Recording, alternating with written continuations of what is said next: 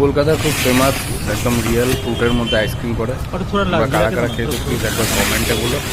আর আমি খেয়েছিলাম এখানে আমার ওয়ান অফ দ্য বেস্ট লাগে যেটা হচ্ছে অরেঞ্জ আইসক্রিম।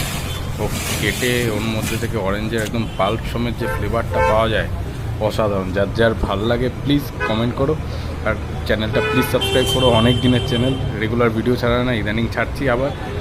তো যাদের ভাল লাগছে প্লিজ সাবস্ক্রাইব করো, বড় ভিডিও এরপরে আসবে।